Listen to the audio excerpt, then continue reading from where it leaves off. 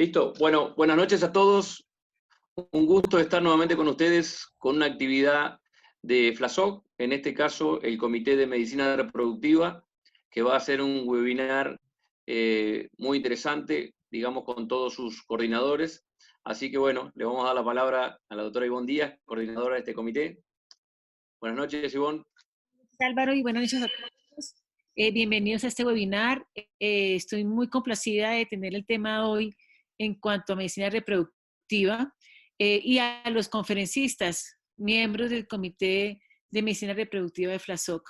En primera instancia, nos acompaña esta noche el doctor Pablo Valencia con el título Secuelas en Salud Reproductiva del COVID-19. El doctor Pablo Valencia es ginecólogo especialista en reproducción humana, máster internacional en reproducción humana asistida en embriología clínica, presidente actual de ALMER, que es la Asociación Latinoamericana de Medicina Reproductiva, director del Centro Ecuatoriano de Reproducción Humana y gran amigo. Pablo, bienvenido. Toda Latinoamérica te escucha. Muchas gracias, Ivonne. Muchas gracias, Álvaro, por la invitación, y a todos los miembros del comité, pues realmente son amigos muy queridos de muchos años de conocernos, y un gusto participar en este webinar para todos nuestros amigos de Latinoamérica. Voy a poner la presentación. Un ratito, por favor. Mientras con la presentación, Pablo, le pedimos a todos los asistentes que todas las preguntas que quieran ir haciendo hacia los panelistas lo hagan por el módulo de preguntas y respuestas que está en la parte inferior de la pantalla, y todos los demás saludos y las identificaciones que quieran mandar lo envíen por el chat para podernos ordenar en ese tema. Gracias, Pablo. Bueno, entonces, dentro de el tema que nos tocó abordar hoy día, pues es lo de la pandemia, la salud reproductiva y qué afectación ha tenido pues el COVID-19. Y pues como es lógico, primero quiero dar unas cifras globales del día domingo, estamos casi en los 3.500.000 contagiados a nivel mundial, con cerca de 250.000 muertos a nivel mundial. Estas cifras lidera a Estados Unidos actualmente con 1.200.000 afectados y 70.000 muertos. Y esto también ha afectado, como ustedes ven en este mapa, pues a todo el mundo, ¿no? Entonces, eso ha traído muchas consecuencias, y principalmente para la salud reproductiva, para los que tenemos centros de fertilidad, pues inmediatamente algunas sociedades fueron un poquito radicales en tomar sus decisiones de que deberíamos terminar los ciclos iniciados, de preferencia sin realizar transferencias, hacer ciclos de transferencias diferidas, no empezar nuevos ciclos. Esto obviamente lleva a una afectación económica tanto a las parejas infértiles que ya han invertido, tenían su presupuesto para su tratamiento de reproducción asistida, sea de baja o de alta complejidad. A la clínica, indirectamente, también hay una afectación económica, por lo que todas las clínicas o todos los médicos que se dedican a medicina reproductiva, pues ya tienen una nómina que cubrir mensualmente. Entonces, una afectación de ambas partes, tanto para los pacientes como para la clínica de fertilidad y para el médico. Y esto vamos a discutir ahorita en este webinar. Hay nuevas formas de atención al paciente, poniendo mucho de énfasis en las medidas de bioseguridad y distanciamiento social. Pero a partir del 7 de abril, cuando ya estaba, como les digo, varias asociaciones internacionales, la IFFS, ACRM, la ESRE, la Organización Mundial de la Salud, se reunieron para hacer algunos statements, como ya habíamos comentado en la diapositiva anterior, que alrededor del inicios de abril salieron todas estas recomendaciones, que los pacientes deberíamos suspender los tratamientos que no sean básicos, hacer preservación totales, no hacer las cirugías electivas, evitar, si una paciente empezaba el tratamiento de reproducción asistida, pues tratar de evitar complicaciones derivadas de la reproducción asistida para que el embarazo también no se complique. Hay una duda todavía qué afectación tenía en el virus contra el embarazo, y hasta ahorita pues no se ha demostrado una transmisión vertical madre-hijo, porque parece que este virus se comporta igual que sus hermanos, como es del SARS y el MERS, ¿ok?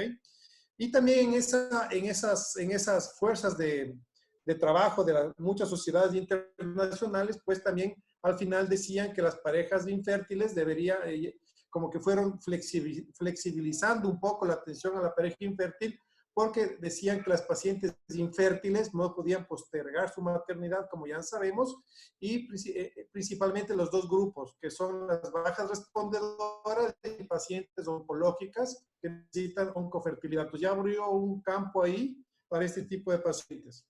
Estas son unas cifras de la mortalidad en Italia por grupos de edad, y como ustedes ven, la mayoría, más del 90-80% de las muertes, pues son en pacientes arriba de 50 años, ¿sí? Lo que nos lleva a nuestro grupo de pacientes de parejas infértiles, pues con una mortalidad muy, muy, muy baja. Eso es muy bueno porque nuestras pacientes parecen que son las que menos sufren de mortalidad por este virus tan terrible que nos está afectando ahorita. Y este es el grupo de edad que nosotros pues manejamos y que tenemos que ayudarlas con ciertas guías que vamos a, con ciertos cambios en la atención que vamos a tratar en este webinar. También se han hecho varios estudios de cómo afecta el virus en la salud reproductiva. Miren en este artículo que está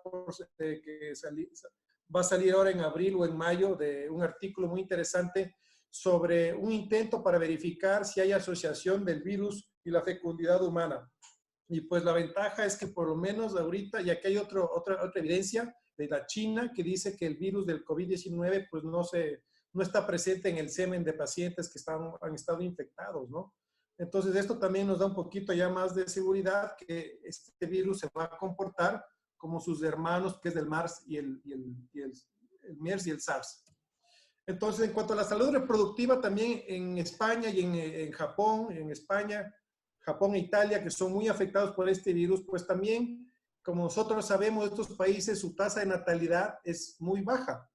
España e Italia tienen los índices de natalidad más bajos a nivel mundial, igual que Japón, y dicen que si se suspenden totalmente los tratamientos de fertilidad en estos países, pues va a empeorar aún más su natalidad. O sea que en estos países ya el no hacer tratamientos de fertilidad sí va a tener una repercusión en su curva de natalidad.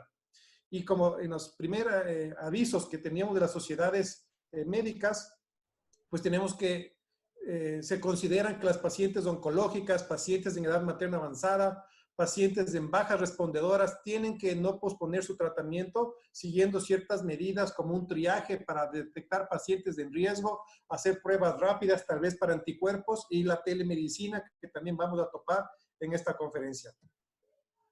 Aquí vemos una encuesta muy interesante en la Universidad de Columbia, ahora también en abril, que qué pensaban los pacientes cuando suspendían el tratamiento emocionalmente, qué impacto tenían el suspender su tratamiento de fertilidad cuando ya estaban empezando. Y pues obviamente un gran porcentaje estaban muy molestas las pacientes porque tuvieron que cancelar el tratamiento. ¿Y cuál era el deseo de la paciente si va a empezar o no un nuevo tratamiento después de que pase la pandemia?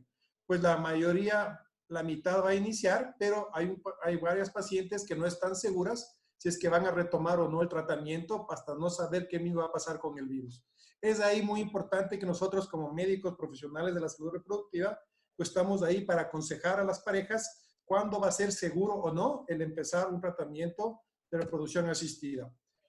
También en Nueva York, que está muy afectado por este virus, el Departamento de Salud de Nueva York, dentro de las consideraciones que salió el 7 de abril, también dice que los servicios de fertilidad están incluidos como urgencias médicas y que se debe tratar de ir retomando poco a poco. Esto fue el gobernador Cuomo, que salió haciendo este statement a inicios de abril. Entonces aquí, como ven, está todo lo que es obstetricia, los servicios de fertilidad, cirugías ginecológicas con complicaciones agudas, todas estas cosas no se debería postergar y se debería hacerlas con las seguridades que vamos a tomar aquí. Pues y para finalizar ya, esto ha derivado que muchas sociedades, principalmente la Sociedad Europea de Medicina Reproductiva, la ESRE, pues da unas guías de manejo que vamos a topar aquí también, de cómo hacer el triaje de pacientes de salud reproductiva que necesitan tratamiento, qué tratamientos se necesitan y cuándo va a ir un procedimiento completo o cuándo se debe postergar. ¿Ok? Entonces, esto es una leve introducción para nuestros siguientes ponentes. Entonces, les dejo a ustedes si tienen alguna pregunta, por favor. Ok, Pablo, las preguntas irán al final. Ok. Te agradezco muchísimo. Seguimos entonces y realmente quiero, pues ya tenemos varios asistentes. ¿Por qué escogimos este tema y por qué el Comité de Medicina Reproductiva está hoy en día en esta webinar? Desafortunadamente hay dos extremos en la salud de la mujer que fueron afectados con esta pandemia. Y fueron paradójicamente dos extremos. Una fue la anticoncepción. Desafortunadamente la anticoncepción, y vamos a ver muchas mujeres embarazadas que no desean embarazarse porque no han tenido posibilidades de acceso a los métodos anticonceptivos en el mundo entero. Y al contrario, al otro lado, están parejas que han tenido que postergar su deseo de embarazo. Entonces nos encontramos en esta paradójica y precisamente el segundo tema, el doctor Sergio Papier, nos acompaña con el tema de la telemedicina y lo importante que es en este proceso. El doctor Sergio Papier es miembro del Comité de Medicina Reproductiva, médico de la Universidad de Buenos Aires, ginecólogo, especialista en medicina reproductiva, director médico de CEGIR, Argentina, presidente del Comité Ejecutivo de ALMER, que es la Asociación Latinoamericana de Medicina Reproductiva, expresidente de la Sociedad Argentina de Medicina Reproductiva y la Asociación Latinoamericana de Medicina Reproductiva. Sergio, amigo, bienvenido y toda Latinoamérica te escucha. El micrófono, Sergio.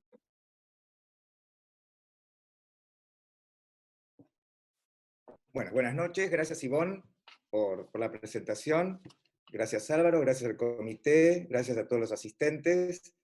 Bueno, en estos 10 minutos voy a presentarles lo que yo creo, un interrogante, ¿no? Si la telemedicina que venía muy lentamente vino para quedarse a partir del COVID-19. Espere que no puedo pasar. Ahí está. Bueno, en estos 10 minutos voy a comentarles acerca, también hay que tener una idea con respecto a dónde estamos parados, es decir, la foto previa a la pandemia, cómo estamos hoy en tiempos de COVID, algo que ya Pablo nos comentó, cuál es el presente y futuro de la telemedicina reproductiva y unas consideraciones finales.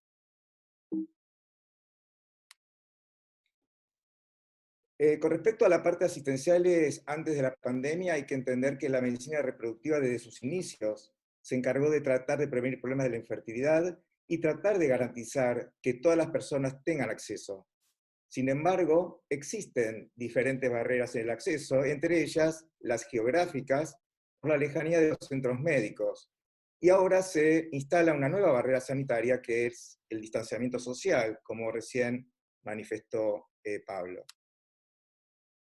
A esto se le suma la escasez en la región de ciertos profesionales vinculados a la medicina reproductiva, especialistas en medicina reproductiva, genetistas, andrólogos y psicólogos, sobre todo en zonas del interior.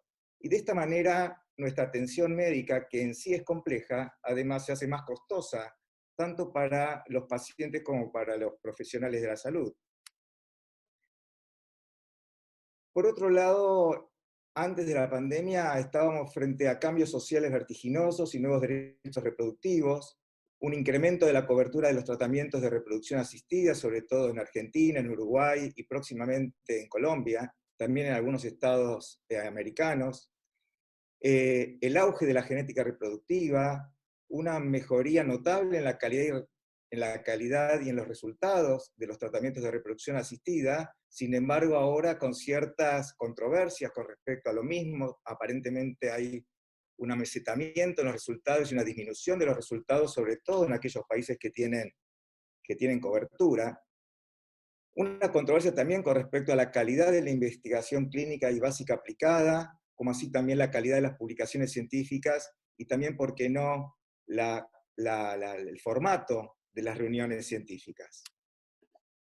Con respecto a las actividades académicas presenciales, hoy en día son organizadas por numerosas sociedades científicas, instituciones públicas y privadas a nivel local, regional y global, algunas organizadas por terceros, con un aumento enorme de la cantidad de asistentes, sobre todo en aquellas sociedades muy grandes como ser la europea o la americana, y eso hace además que haya una superposición tremenda de actividades que no se pueda realmente aprovechar esos eventos, y ahora además se viene con una gran desfinanciación a partir de la compliance y la falta de apoyo de la industria, y una necesidad, entiendo yo, de cambios.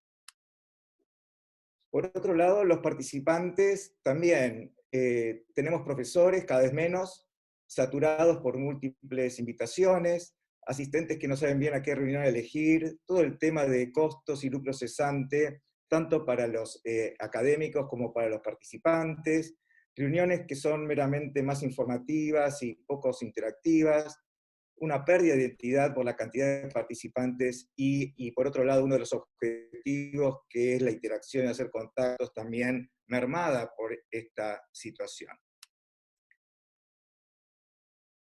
Y ahora se vino el COVID-19, que yo digo es un virus muy, muy inteligente, ya que, bueno, hace que esta pandemia en todo el mundo y en la región nos enfrenta a un cambio de paradigma, y básicamente de cómo resolver el distanciamiento social, que va a ser una práctica que probablemente va a perdurar de manera indefinida, al menos hasta que salga una vacuna.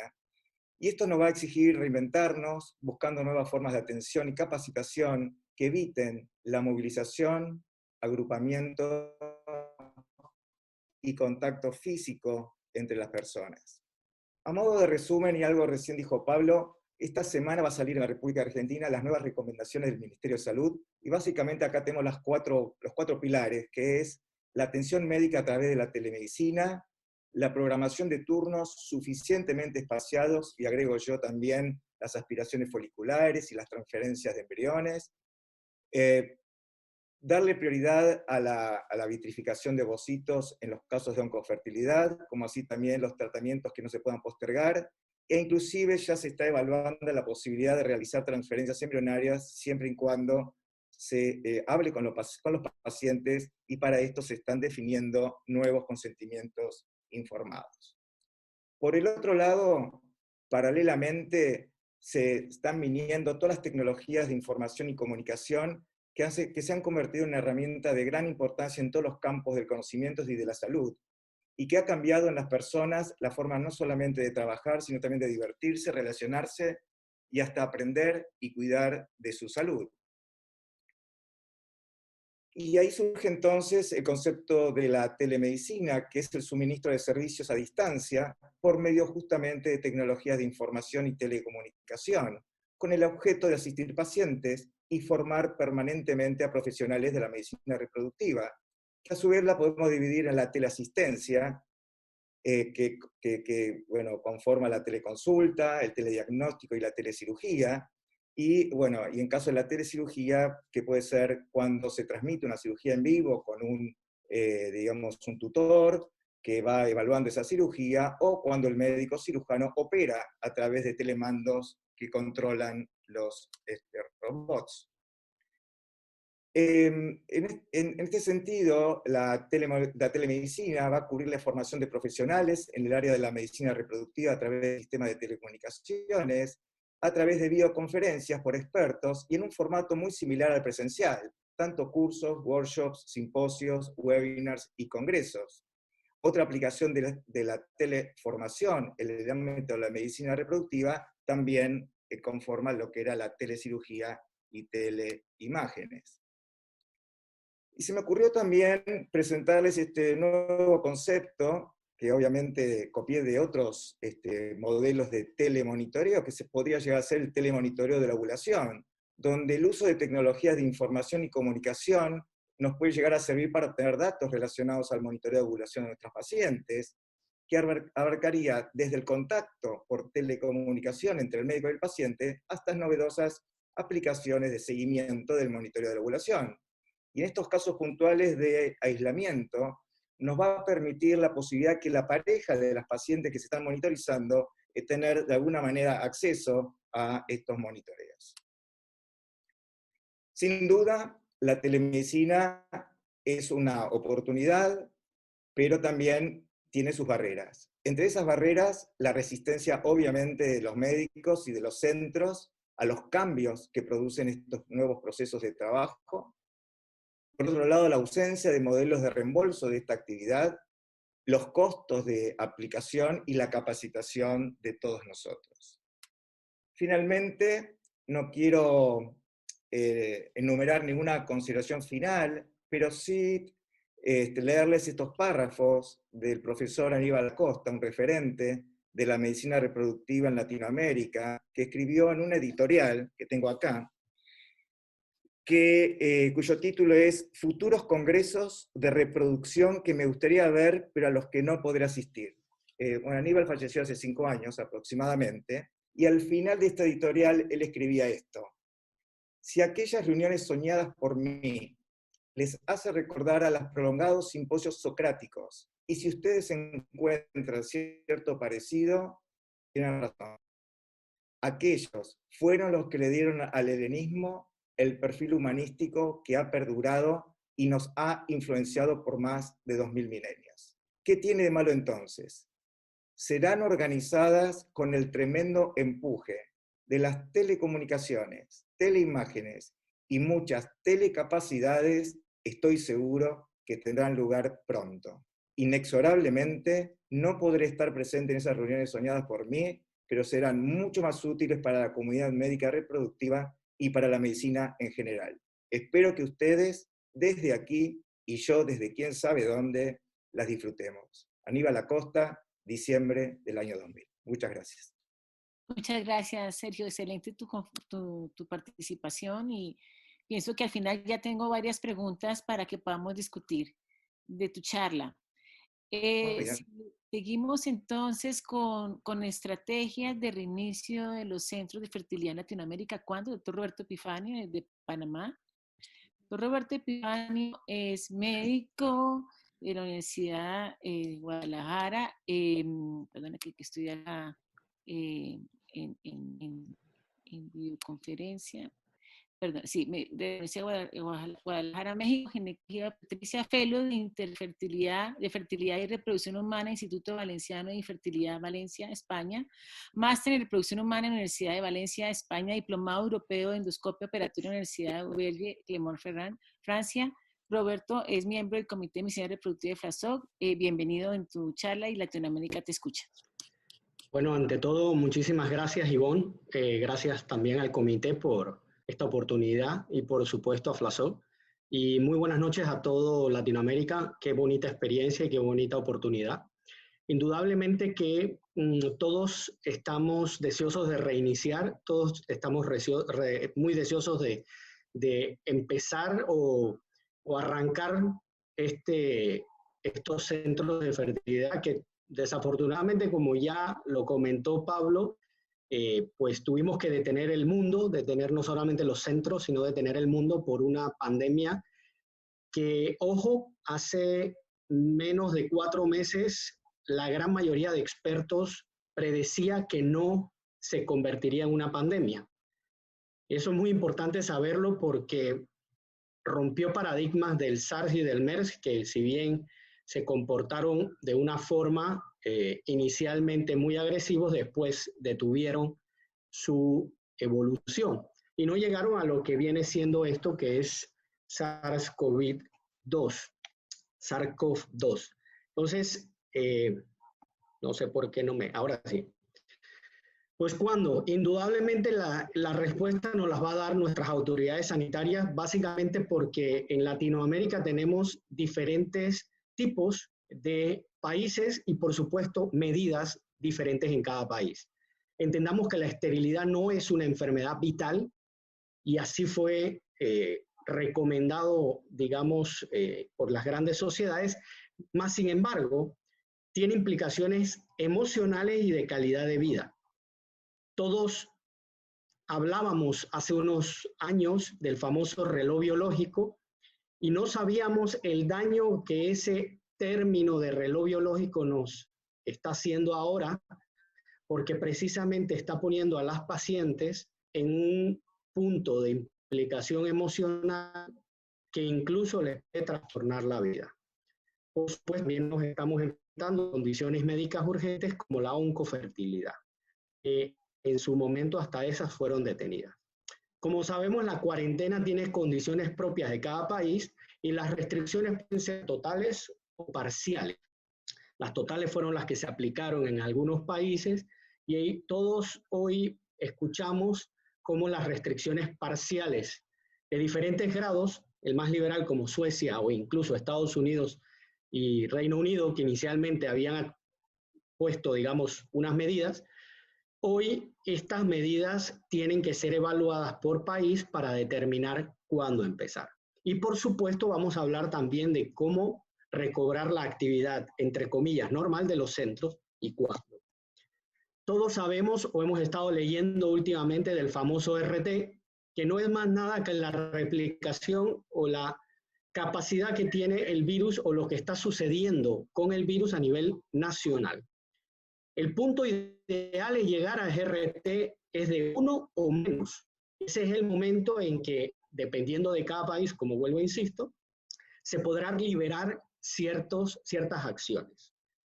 Esta gráfica, no le presten atención a las fechas porque indudablemente son diferentes países, pero esta gráfica viene a explicar cómo las medidas de mitigación e incluso el famoso lockdown disminuyen los casos. Pero ¿por qué les hablo de esto? ¿Por qué les transmito esto? Porque tenemos que estar mentalizados que esto que estamos viendo es lo que nos enfrentamos, como ya bien dijo Sergio, como ya bien dijo Pablo, el futuro, mientras no exista una vacuna en todos los países o en la gran mayoría de los países, será esto, viendo la línea naranja como el primer pico y rebrotes que deben ser contenidos, por supuesto con medidas de mitigación que deberán ser más o menos dependiendo del equipo epidemiológico de cada país. Y por supuesto, también podremos liberarnos de esta pandemia. Obvio, muchos epidemiólogos dicen que cuando lleguemos al 60% de personas inmunizadas, o por supuesto cuando se encuentre un tratamiento efectivo que prevenga que los pacientes lleguen a la unidad de cuidados intensivos y los saturen. Mientras tanto, rapidez de prueba e identificar contactos serán los métodos que vamos a utilizar en salud pública. ¿Cómo vamos a abrir un centro? Indudablemente que tenemos que pensar en una asistencia segura, limitar el riesgo, y una de las primeras medidas que la mayoría de las sociedades a nivel mundial se plantean es testar a todo el personal al reiniciar y por supuesto de forma periódica. Identificar técnicas con las cuales se puede iniciar las atenciones en el momento en que se empiecen a liberar las cuarentenas. Por ejemplo, como ya hemos comentado, pues los más urgidos en estos momentos son las pacientes de oncofertilidad y por supuesto las pacientes que tengan edad materna avanzada. ¿Qué planes de mitigación vamos a tener que brindarle a estos pacientes? Pues una correcta evaluación e identificación de nuestros posibles casos, edad avanzada y oncofertilidad. Muy importante, instaurar canales de educación continua y actualizaciones, porque estamos viviendo una tormenta diaria de información, muchas de ellas sin evidencia, y por supuesto la autoevaluación de riesgo de sus propias actividades. ¿Cómo prepararnos a esta nueva normalidad? Debemos preparar de forma adecuada para dar una asistencia segura y limitar el riesgo, no solamente a nuestros pacientes, no solamente al personal sanitario y asistencial dentro de la clínica, sino a todos los médicos. Esto va a corresponder o nos va a obligar a adecuar la atención y el manejo de agendas y citas, la atención o el manejo en el centro, llámese en la recepción, sala de espera, consultas y quirófano. Como ya dijo Sergio, indudablemente la consulta virtual va a tomar preponderancia y tenemos que promoverla hasta la medida en que podamos. Citas presenciales deben ser confirmadas previamente por llamada o por correo electrónico. Tenemos que instaurar en estas secretarias o esta persona encargada que interrogue a la paciente por posibles contactos con personas positivas, cancelar las citas si hay algún síntoma sugestivo de COVID, recordar a la paciente que debe acudir sola preferiblemente y por supuesto que debe acudir con una mascarilla obligatoria. La coordinación del horario debe ser en base a la capacidad de la sala de espera. Las salas de espera deben facilitar las distancias de seguridad recomendadas. Debemos esperar en áreas externas al consultorio clínico o utilizar el auto en los estacionamientos. La evaluación del riesgo, debemos documentar el riesgo y tomar medidas en el local de nuestro centro, como por ejemplo se han expresado en diferentes normas que al ingreso y el egreso del paciente y del personal debemos interrogar interrogar de síntomas previo al ingreso. La toma de temperatura debe ser con un termómetro infrarrojo, gel alcoholado con más del 60% en manos, recordar evitar saludo de mano y distanciamiento. También debemos adecuar las rutas y manejo del paciente en las instalaciones, informar al momento del ingreso del paciente dónde debe dirigirse, adecuar o las adecuaciones particulares para el personal como las rutas de manejo y muy importante, la limpieza y disposición de residuos. Es muy importante acatar las normas de cada país. En Panamá, por ejemplo, recientemente se difundieron las normas del país con respecto a la limpieza y disposición de residuos. En el paciente es muy importante explicar detalladamente los riesgos potenciales. Recordémosles a nuestros pacientes que es un virus nuevo, que tenemos un desconocimiento del impacto en el embarazo. Si bien la información es tranquilizadora, no podemos predecir que en el futuro no salga información con respecto al riesgo materno y fetal, que ya sabemos hasta el día de hoy no se ha demostrado mayor morbilidad ni transmisión vertical y no hay ningún organismo mundial que desaconseje el embarazo. El riesgo de cancelación del tratamiento ante el aumento de las medidas de mitigación, como acabo de explicar hace un rato, por exposición o infección también, como dije, los cambios en las regulaciones de cuarentena o incluso algo que ha venido a ser de relevancia últimamente en todos los países, como es la no disponibilidad de equipos de seguridad. Por supuesto, también debemos explicar el riesgo de exposición en la clínica durante el tratamiento y toda esa información debe estar documentada en el expediente de la paciente. Muchas asociaciones han brindado la opción de iniciar tratamientos, testar a los pacientes y sobre estas pruebas es muy importante considerar los costos, la sensibilidad y la especificidad y su validez en pacientes asintomáticos. Por supuesto, la PCR y la serología de anticuerpos. El día de hoy sabemos que la PCR detecta paciente activo con el virus y las serologías muchas veces que aún están en periodo de validación, en realidad nos van a detectar cuando ya ha pasado la enfermedad.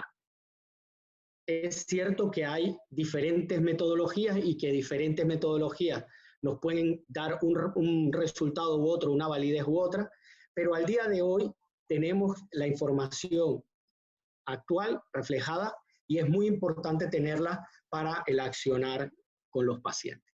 En quirófanos y procedimientos quirúrgicos, indudablemente la persona que debe comandar o llevar adelante es el anestesista o el anestesiólogo, dependiendo del país, y por supuesto entender que la anestesia y sus procesos suelen producir aerosoles en las maniobras de manejo de la vía aérea.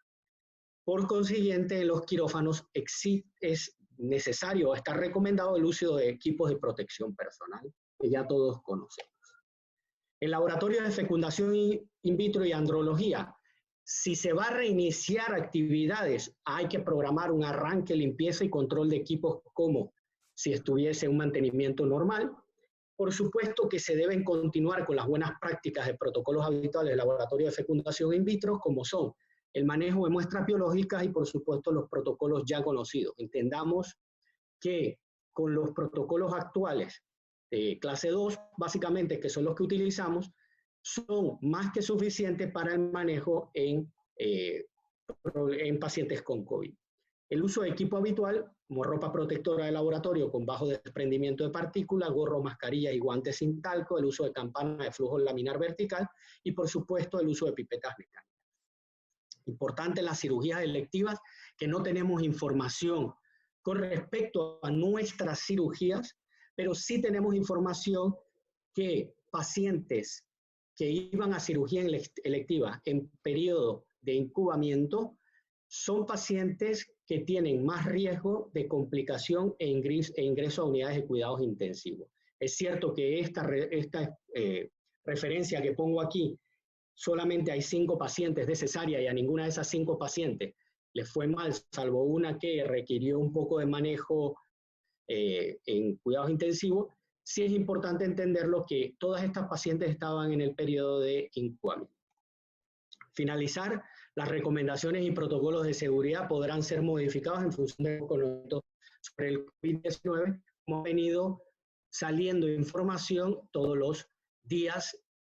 Nada más entendamos hace 2 meses o hace 1 mes cómo nos cerraron, y hoy ya, no solamente por el periodo de seguridad en la que ya estamos empezando a vivir, podemos ver los cambios que se han venido reflejando. Muchas gracias y quedo a la orden. Muchas gracias, Roberto. Excelente tu participación. Ya tenemos bastantes preguntas al final, por eso la discusión para poder contestarle a los asistentes. Terminamos entonces ahora con la última interpelación del doctor Jorge Campos de México. ¿Qué paciente tiene una urgencia reproductiva? ¿Quién no puede esperar durante la pandemia? El doctor Jorge Campos es especialista en ginecología obstetricia, con su especialidad en biología de la reproducción humana, coordinador de reproducción asistida en el Instituto Nacional de Perinatología INPER, México, y es miembro del Comité de Medicina Reproductiva de FLASOC. Jorge, bienvenido y Latinoamérica te escucha. Hola, muchas gracias, Iván. Muchas gracias al Comité, a FLASOC, por la invitación y a todos nuestra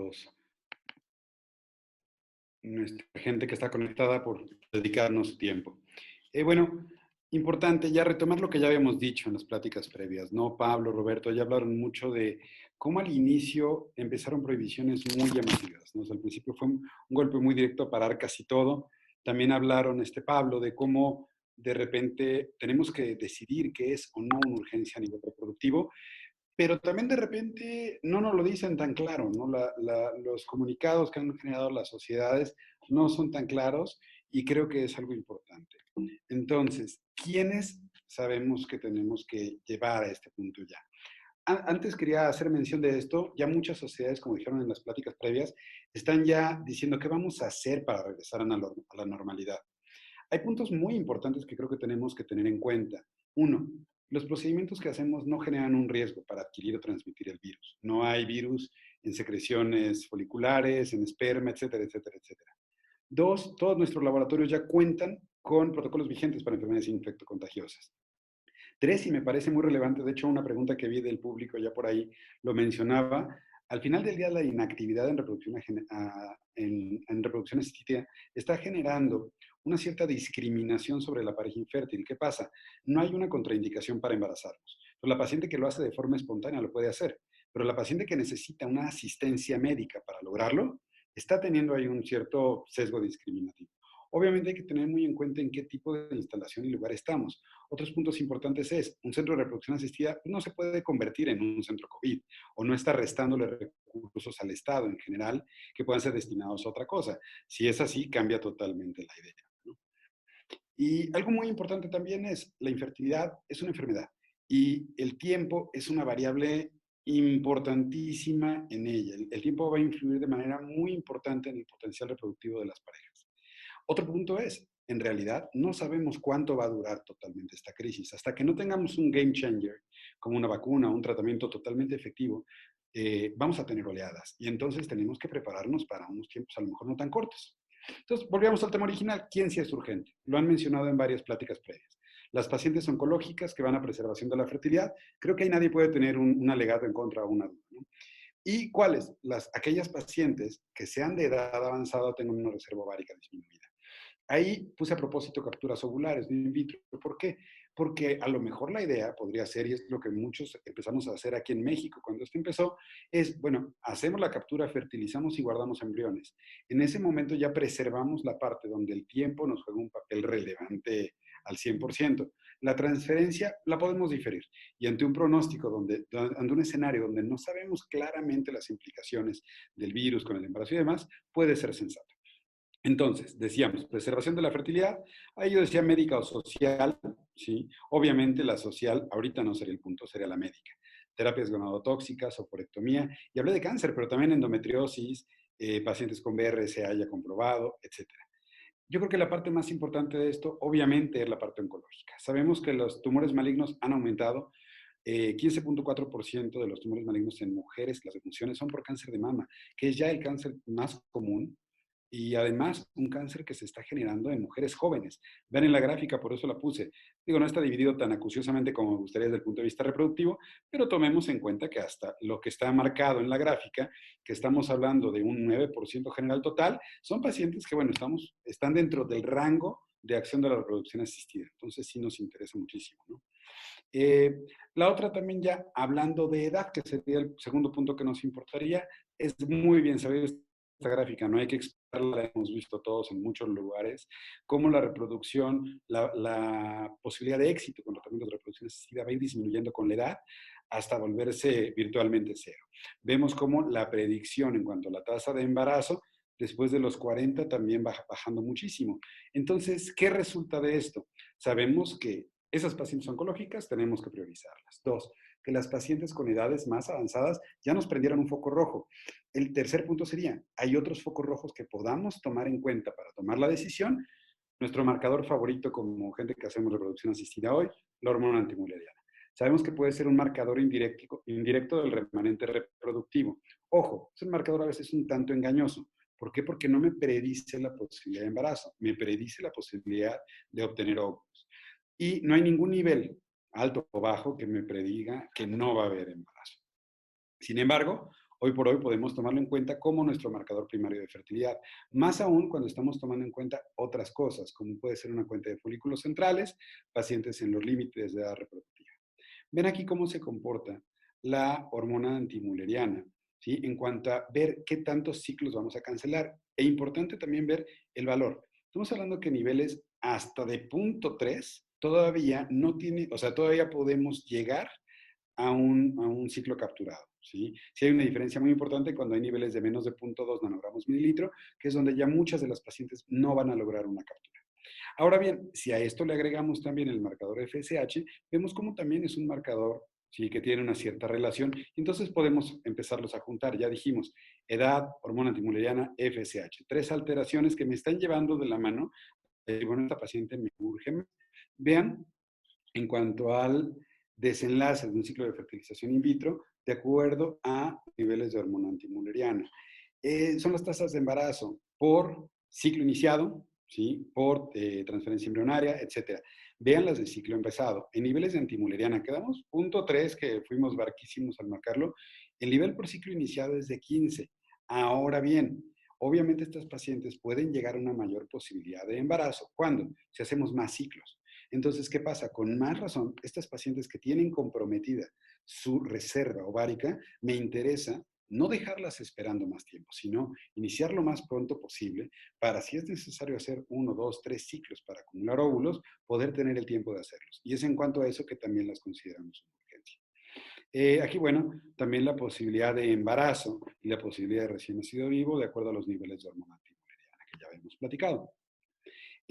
Punto adicional, perdón, es que me tapó mi propia pantalla, son la posibilidad de embarazo de acuerdo ya a la edad, hormona antimuleriana, cuentas de folículos centrales. Entonces vemos, insisto, cómo podemos ir sumando diversos factores, no solamente la edad, la antimuleriana, sino todos juntos. O sea, tengo una paciente que está rondando los 40 años, ya está en mi segundo y tercer grupo por edad, que además tengo una reserva ovárica disminuida por hormona antimuleriana. Si esto es muy variable, obviamente ahí sí ya, pero sabemos que niveles menores a 1.2 no son buena idea. Y además tengo una cuenta de folículos centrales alterada. Bueno, son pacientes que podemos considerar que tienen claramente urgencia a nivel reproducción. Aquí lo mismo, vean cómo se relaciona con los niveles de la cuenta de folículos centrales, la hormona FSH basal y la edad. Insisto aquí, yo les decía conforme nos acercamos a los 40, pero si se fijan en todas las tablas que he presentado, el cambio entre 37 y 38 ya representa una significancia estadística. Entonces yo diría que todas las pacientes que tienen arriba de 37 años, una hormona antimuleriana alterada, menos 1.2, cuentas de folículos centrales alteradas, ya podemos definirlas como una urgencia para nuestros programas. Obviamente también hay que ser muy claros al respecto. No todo el mundo es urgente. ¿Quién no es urgente? Programas de donación de gametos. Vuelvo a insistir, lo que más nos preocupa es la obtención de los gametos. Si los gametos van a ser donados, una paciente que es candidata a donación de óvulos o el varón a donación de esperma por una falla testicular, bueno, podemos esperar porque esos gametos los va a tener disponibles después. Lo mismo, transferencia de embriones criopreservados. Si ya tengo los embriones, puedo esperarme a que la pandemia esté más controlada, a que la pandemia termine, que eventualmente lo va a hacer, y tener más calma.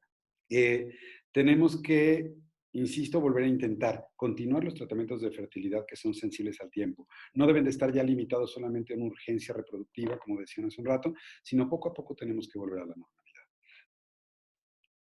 Como les decía hace un rato, la variable tiempo es esencial para todo lo que nosotros hacemos. Dejo para finalizar algunas consideraciones que creo importantes.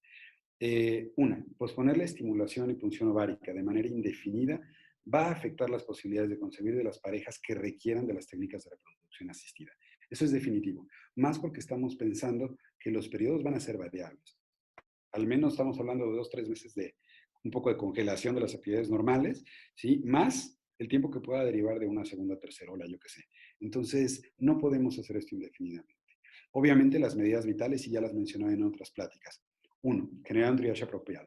Desde nuestro lado, valorar apropiadamente a la pareja, ver qué pacientes son las que urge iniciar, ver qué pacientes son las que no pueden esperar más tiempo.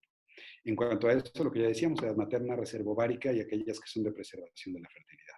Y la otra medida vital, la prevención de riesgos, que ya comentaban en la última plática, que es vital. Tenemos que mantener todas las medidas de control para minimizar nuestros riesgos. Con esto termino. Muchísimas gracias.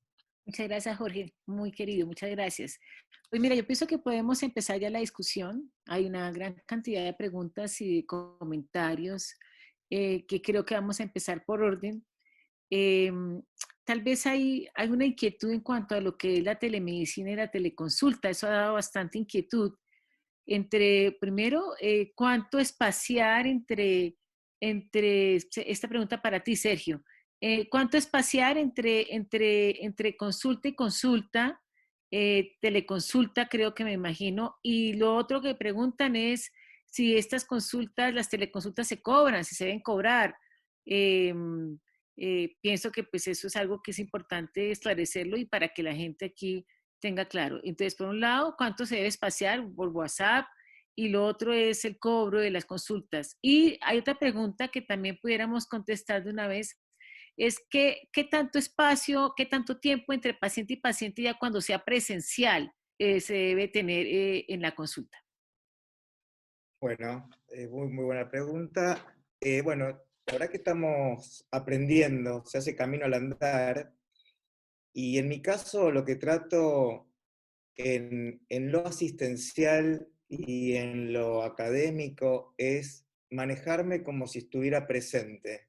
Es decir, que trato de no cambiar nada, con lo cual si yo daba turnos cada media hora de manera presencial, los sigo dando cada media hora desde el punto de vista de la telemedicina. Obviamente que desde el punto de vista presencial, yo a los médicos de mi institución les propongo que lo hagan de manera virtual, porque hacerlo de manera presencial con un barbijo, con una máscara, a 2 metros, teniendo que limpiar el consultorio cada 2 minutos con alcohol, no tocando el picaporte, es decir, se hace muy complicado, a mi entender, una atención presencial. Y en medicina reproductiva en particular, donde no tenemos que revisar al paciente, sino tenemos que de alguna manera ayudarles a tomar decisiones, creo que la telecomunicación, como en otras enfermedades crónicas, tiene una gran adherencia a los pacientes. En mi caso, bueno, y así como lo hago de manera presencial, también se puede cobrar, porque lo que se hace es que la paciente hable con la secretaria lo agenda, tenemos agendas compartidas, hay que tener una historia clínica remota donde uno pueda acceder a la historia desde su consultorio, pero bueno, herramientas que no son tan complejas y cada vez y ahora con todo esto va a mejorar muchísimo, con lo cual tranquilamente se puede hacer de manera presencial, atendiendo a la paciente de una manera igual o más eficiente. Por eso yo creo que se va a quedar como una herramienta que va a convivir con lo presencial y que además se pueda cobrar para que el médico, bueno, se le retribuya su actividad. Correcto, correcto, muy bien. Lo otro es, aquí hay una pregunta más relacionada con lo que es, Roberto, el tratamiento. Hablan un poco sobre una paciente con COVID positivo. ¿En qué momento se suspende el tratamiento? O sea, tú has iniciado el tratamiento de inducción, tú le suspendes el tratamiento, la aspiras con COVID. Es específicamente esa pregunta. Y la segunda es, después de COVID, ¿cuánto tiempo pudiera una paciente iniciar un tratamiento de fertilidad? Mira, voy a empezar por la segunda porque las guías internacionales son bastante claras en 2 pruebas negativas. Después de una positiva, tú tienes que tener 2 pruebas negativas y algunos recomiendan 30 días después. Con respecto a la de COVID positivo, la lectura que he hecho de la mayor parte de las sociedades es cancelar el ciclo de estimulación. Sin embargo, no está dicha la última palabra. O sea, lo que hoy decimos de cancelar parece ser el consenso de la gran mayoría para evitar poner en riesgo. Recordemos que al fin y al cabo, el problema de la paciente COVID positivo en nuestro ser riesgo de que la paciente se complique, pero no, lo que no queremos es que nuestro personal se infecte. De hecho, de ahí la cuarentena. La cuarentena es tratar de aislar a la persona infectada para que no contagie a más personas. Entonces, si nosotros tenemos una COVID positivo, lo lógico, prudente, sería cancelar el tratamiento. Pero, vuelvo e insisto, la última palabra no está dicha. Ok, perfecto, muy bien, claro. Hay una pregunta aquí en cuanto a los test, Jorge. En cuanto a los test, ¿cuándo se recomienda? ¿A quiénes se recomienda? Del personal que está trabajando, ¿cada cuánto se recomienda hacer test para iniciar y cuándo repetir? Del personal que está laborando en la clínica, en realidad no hay una guía al respecto. Ahora bien, yo te diría, llevando todas las precauciones estándar, si sabiendo que no hay riesgos en cuanto a transmisión vía lo que manejamos, ¿no? Semen, óvulos, esperma, embriones, etcétera, creo que no tendría tanto sentido, y teniendo las medidas de protección apropiadas, estar haciéndoles tests a cada rato. Obviamente, igual que en cualquier escenario médico, si tenemos contacto con un paciente positivo, sí valdría la pena testear al grupo, pero no en otra situación. Aquí algo también importante es tomar en cuenta que tenemos que tener un muy buen respaldo en el centro de reproducción en el cual trabajemos. ¿A qué me refiero? Sabemos todos nosotros que hay ciertas personas en nuestros laboratorios que hacen trabajo muy especializado, que no lo puede hacer otra persona. Y si no lo puede hacer y esta persona se ausenta por el motivo que sea, incluido COVID, y no hay alguien que lo supla, podemos perder un ciclo. Entonces tenemos que tener un plan de contingencia. Recomendaría acuerdos inclusive de urgencia con alguna otra clínica, más personal capacitado disponible para nosotros poder iniciar ciclos comprometiéndonos a que el desenlace va a ser el de siempre sin importar las condiciones actuales.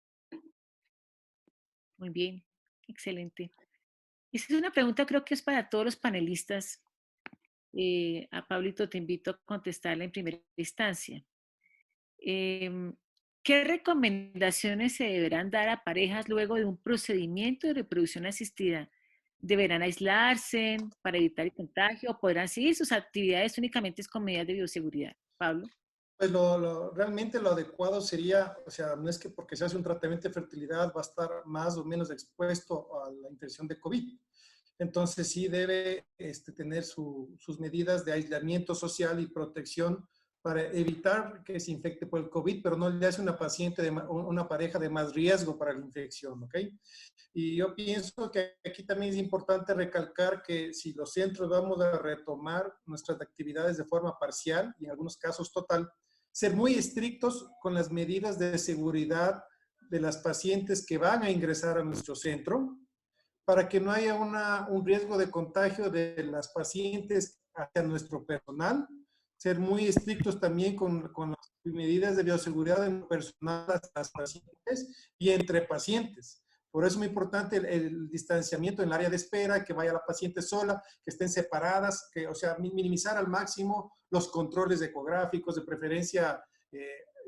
Esto también ha cambiado mucho en medicina reproductiva. Al inicio de los tratamientos de fecundación in vitro se hacían controles de sangre desde antes de la estimulación, durante la estimulación, se hacían muchísimos ecos. Entonces hay que simplificar aún más todos los controles para que sea el menor, las pacientes acudan al centro la menor cantidad de veces. Pero la paciente que sea en de fertilidad no tiene mayor riesgo de COVID, así que no debe cuidarse extra como ya lo debería hacer. ¿De acuerdo? ¿Alguna otra? Sí, no, yo quería decir que más allá que se pone énfasis en los casos urgentes, como ser la oncofertilidad, la mujer de edad avanzada, la baja reserva ovárica, y apoyando un poco lo que mencionan los demás integrantes del comité, lo más importante son las medidas de bioseguridad, y entiendo que el espíritu, cuando abra la clínica, es de realizar los tratamientos de manera lo más normal posible, obviamente tomando todas estas medidas preventivas, que va a hacer que de alguna manera no sea normal. Es decir, va a tratar de ser lo más normal posible, pero no va a ser normal porque todas estas medidas de bioseguridad van a cambiar el funcionamiento de una clínica que hace 20, 30 años venía trabajando de una manera.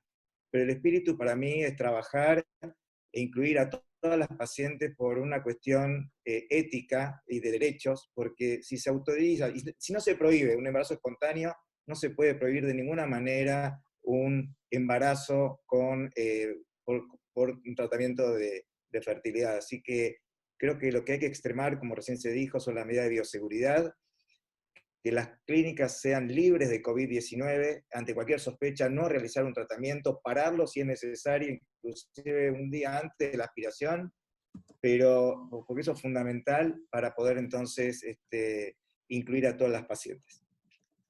Correcto, muy bien, Sergio, perfecto. Estoy de acuerdo contigo. Y en ese aspecto creo que esta pandemia ha roto, ha realmente quitado todos los derechos sexuales y reproductivos de las mujeres. Es increíble. A las que quieren planificar les han quitado la planificación y no tienen acceso a la planificación. Las que quieren embarazarse les han prohibido embarazarse. O sea, esto es realmente derechos sexuales y reproductivos. Hay que tratar de restaurarlos poco a poco. Hay una pregunta tal vez que va de la mano. Dice aquí que desde el punto de vista, dos preguntas. ¿Qué plataformas son útiles o legales para poder hacer las teleconsultas o qué plataformas nos recomiendan? Y lo otro es el PCR antes de la aspiración. O sea, no sé, en algunos países todavía se demora bastante estos exámenes, hasta 3 días, y realmente no sé si tengamos tiempo de tomar la decisión antes. No sé qué experiencia tienen ustedes en sus sitios de trabajo, sus países respecto a estas dos preguntas, plataformas y PCR antes de la aspiración. Bueno, yo ahí te diría, Ivonne, plataformas, la que estamos usando es una plataforma excelente, la verdad, como ya han visto, no solamente permite una interacción apropiada, se pueden poner claves, además permite programar un evento, yo la he usado varias veces, permite programar la consulta con fecha, hora clave y es hora de entrar con tu paciente. La otra permite que puedas compartir con ellos, como lo hicimos ahorita, material audiovisual de respaldo para la consulta, checar los estudios de la mano de la paciente, etcétera. Entonces me parece una muy buena plataforma. Otra que yo he utilizado mucho y ahorita tiene la gracia adicional de que es libre por la pandemia es la de Webex, que es de Cisco, con un funcionamiento también muy parecido y también muy intuitivo. Entonces creo que es una muy buena idea cualquiera de estas.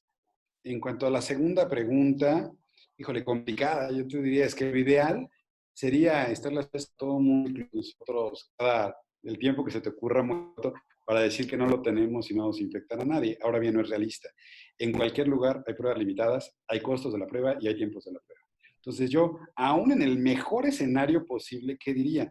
Pues si es una paciente asintomática, programar la prueba para que esté lista antes de la captura. Ese sería mi escenario ideal. Si queremos exagerar y tenemos recursos ilimitados y lo que quieras, a lo mejor antes de empezar el ciclo, una prueba también para intentar evitar una cancelación por COVID, pero me parece que en términos generales no sería tan relevante.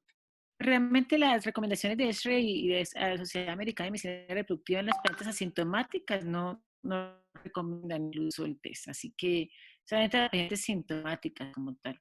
Sí, Yo creo que es muy importante con respecto a eso es en qué lugar uno se mueve, cuál es el índice del RO, que recién comentó Roberto.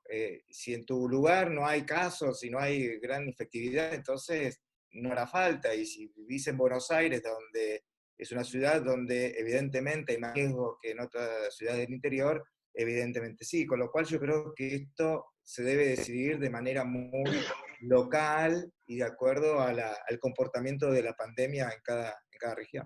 De acuerdo totalmente contigo, Sergio, y justamente por ahí va también mi comentario.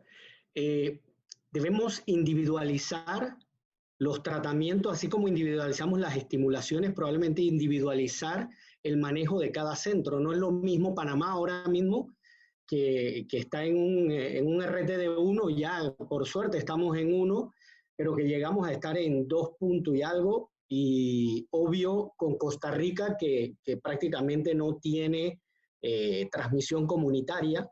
Entonces, eso es muy importante. El realizar la prueba también dependerá de los costos. El costo en Panamá ahora mismo de una prueba es de $100 y tantos. Si es a la pareja, ya estamos hablando de 200, casi $250 que le estás agregando. Hay algunas asociaciones que están exigiendo hasta 2 pruebas de PCR, una antes de iniciar la estimulación y una al 8º día antes prácticamente de la aspiración.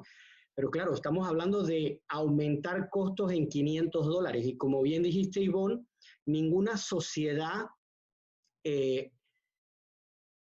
no sé si recomienda, pero por lo menos sí deja abierto que la paciente que ha estado ensayada 14 días, no ha tenido contacto y está sintomática, no tienes por qué. Recordemos que las medidas de protección son para uno. O sea, nosotros, al margen de que la paciente esté asintomática, la paciente esté en cuarentena, durante el proceso de aspiración, que a la paciente va a ser sedada y se le va a colocar oxígeno, debemos nosotros protegernos por la posibilidad de aerosol y debemos tratarla no como sospechosa porque no ha tenido contacto, pero como una posibilidad. Entonces, pienso que nos debemos cuidar todos. Correcto. Hay una pregunta muy interesante y ¿Ivonne? sí, perdóname. Nada más para complementar, y creo que puede ser bueno, sobre todo lo que comentaba Jorge, les quiero compartir cuáles son básicamente las plataformas que se están utilizando más en el mercado. Como comentaban, Zoom es la número 1, tiene 100 millones de usuarios. A fin de abril llegaron a ser más de 300 millones de reuniones por día. Mandaron un comunicado a todos los que utilizamos esta plataforma. En diciembre se llegaban a hacer 10 millones de reuniones por día y ahora el 30 de abril se van a concretar más de 300 millones de reuniones. Pero también está Webex, GoToMeeting, Werevi, cualquiera de ellas pueden ser utilizadas y obviamente que otros medios que se utilizan como el WhatsApp, el Skype, pues también son medios de interacción que finalmente, aquí, digamos, teniendo en cuenta un poco todo este tema de la seguridad, eso que lo brindan, pues cualquiera de estas plataformas pueden servir sobre todo para lo que es la interacción y sobre todo, como ahora estamos haciendo, mostrar documentos, estudios que puedan servir, digamos, como apoyo para el médico. Eso nada más, Ivonne. Ok, muchas gracias, Alba. Que preguntan si esto también puede ser reproducible, todo esto que hemos estado hablando para técnicas de baja complejidad. Total. Sí, o sea, esto es total para inseminaciones, relaciones sexuales dirigidas, realmente todo lo que involucre un tratamiento de fertilidad. Y hay una pregunta al principio que la dejé para el final porque me preguntaban qué tan ético fue o es haber cerrado los centros de fertilidad. Quiero que cada uno de ustedes me Yo conteste. pienso que puede ser que al principio sí fue un poco exagerada, pero no sabíamos realmente a nivel mundial, las sociedades no sabían qué iba a pasar con el virus y la vida del paciente o de los humanos es número uno ahí. Entonces, por eso yo creo que fue muy agresiva esa recomendación de cancelar los ciclos o suspender los ciclos, terminar los que habíamos empezado y no empezar otros, porque no sabíamos qué tan agresiva o qué tan virulenta iba a ser esta infección viral. Pero ahorita ya todas las sociedades le están dando casi luz verde para con mucha cautela reiniciar los ciclos, ¿ok? Es algo curioso, ¿no? Porque, como digo yo, este virus que es muy inteligente, bueno, primero apareció en China, luego en Europa, y luego se trasladó hacia América, y claro, nosotros vamos recibiendo información de lo que va pasando en Europa, y tomando decisiones casi en paralelo. Pero ellos tienen la pandemia adelante, y nosotros, al menos en Argentina, tenemos la pandemia atrás, porque se tomaban medidas de bioseguridad muy estrictas, entonces nunca ocurrió ese pico famoso y está bastante aplanado, aunque están aumentando el número de casos, con lo cual es muy difícil tomar decisiones. Es como que tomamos decisiones muy precozmente en base a la información que teníamos en Europa. En Argentina en particular, el Ministerio de Salud sacó una recomendación donde solamente permitía tratamientos en casos oncológicos, es por eso que se cerraron las clínicas.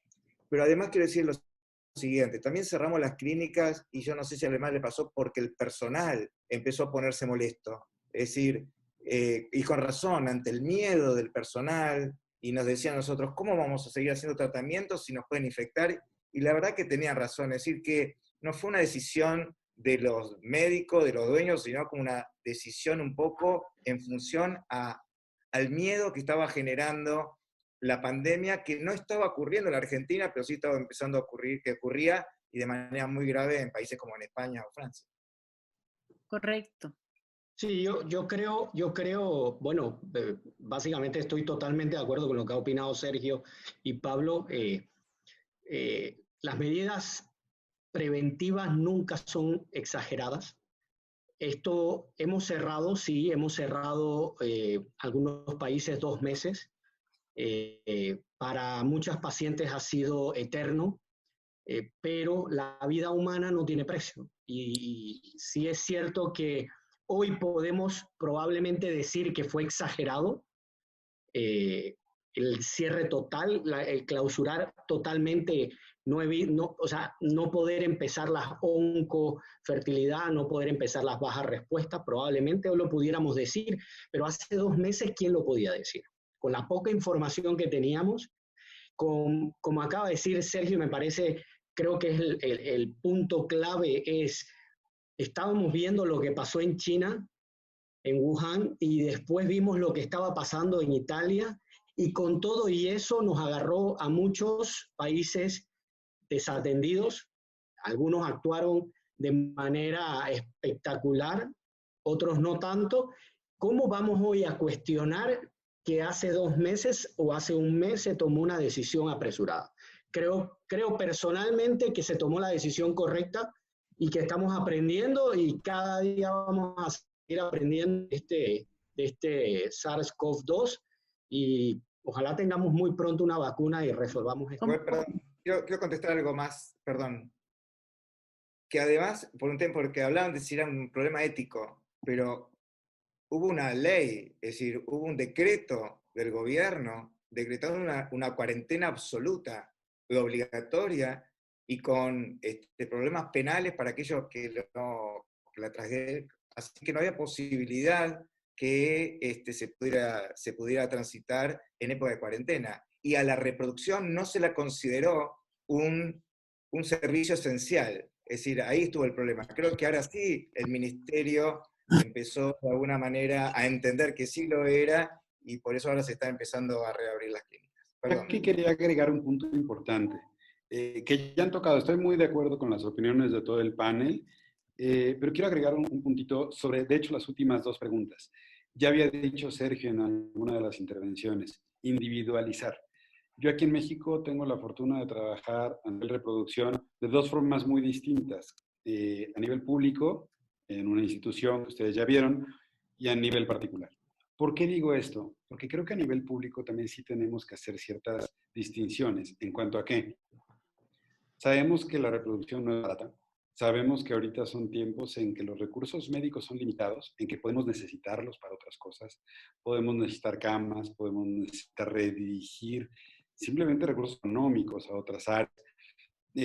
Otra, por ejemplo, otra que yo veía cuando nosotros cancelamos los ciclos, o más bien no iniciamos nuevos ciclos cuando empezó aquí en México esto, fue en un centro público, que en México además somos muy pocos centros públicos en realidad, pues teníamos en un día normal alrededor de 30 pacientes en una sala de espera, de, no voy a decir las dimensiones, pero muy pequeñas que no caben. Tenía pacientes muchas veces en ciclos de pie, en pasillos.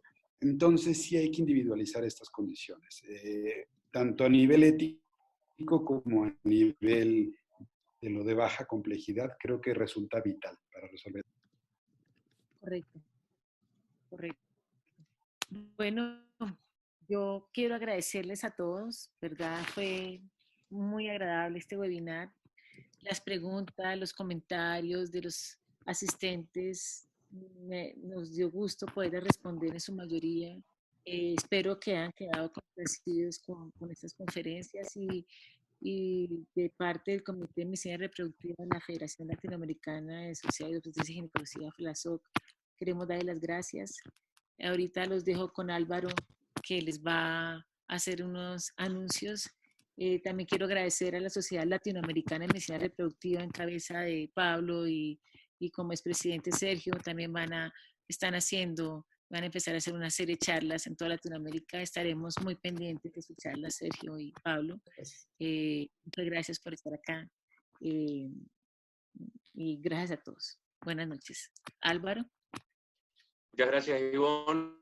La verdad que felicitarlos porque cuando programamos ahora hace unos 10 días esta webinar, nos dio el reto de ver si podíamos duplicar el número de asistentes del anterior webinar del año pasado.